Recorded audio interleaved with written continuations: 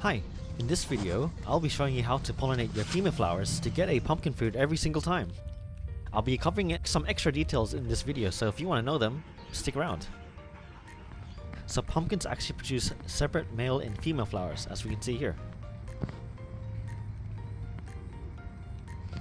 The female flower has a shorter stem and a baby fruit sitting underneath its flower. The male flower has a long stem with no fruit sitting underneath it. The female flower contains a stigma.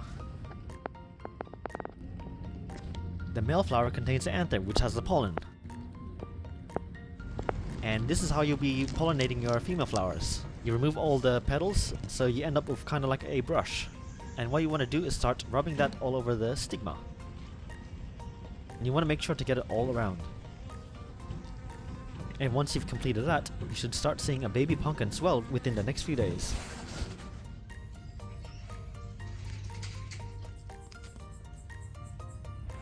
Here's some more examples of hand pollinating your female flowers. So you want to do this early in the morning while the pollen and stigma is still fresh. Attempting to pollinate afternoon will most likely result in a failed pollination. So how to know your female flower will open the next day is when the petals kind of looks inflated with a bit of yellow-orange hue to it. So you want to snap the male flower in the middle so you have a bit of a handle. With the handle it's much easier to apply the pollen. So here we are again, we're just going to remove the petals as low as possible so nothing gets in the way. And you're just left with a pollen brush. And you want to make sure to get each side of the stigma.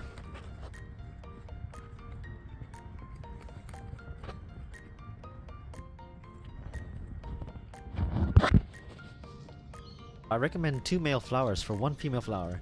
You will produce a pumpkin using 1 male flower, but in case you missed any spots, you might have some deformity, so using 2 to 3 male flowers will guarantee you a perfect fruit.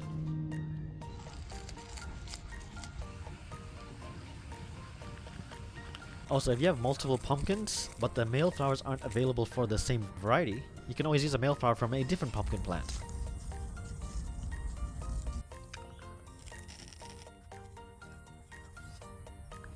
Also, it helps to have extra plants. Extra plants means more male flowers available of the day of pollinating your female flowers.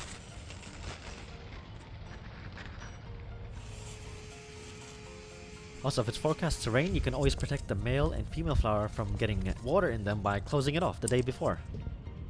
And if the rain catches a break in the morning to noon, then you can go out and start pollinating. If you don't end up covering your flowers, your pollens get diluted and you won't be able to pollinate your female flowers. So it rained all night, there's a bit of a break in the morning. So here we're going to check up on the flower I closed. So we're going to get our male flowers that we also closed up.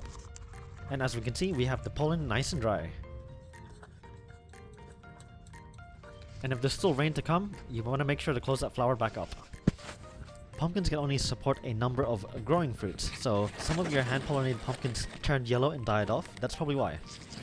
Also, if your female flower ends up falling off before it even opens, it's probably because it's on a weak vine or you have too much nitrogen in your soil. Within the next 2 to 3 days, your stems will develop and then your pumpkins will start to swell.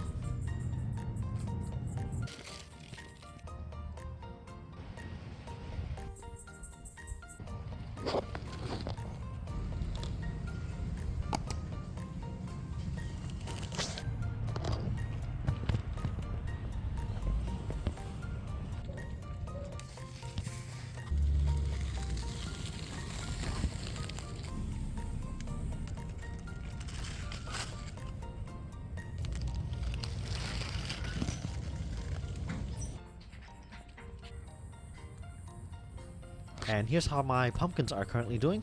I've got a few varieties growing, and all of them seem to be doing pretty well.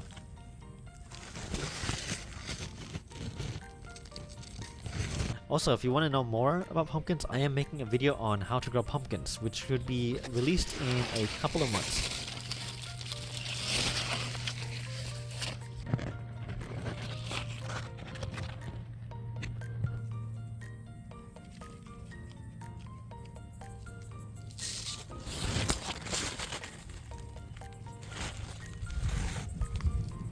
Anyways, I hope this video has helped you out, and thanks for watching.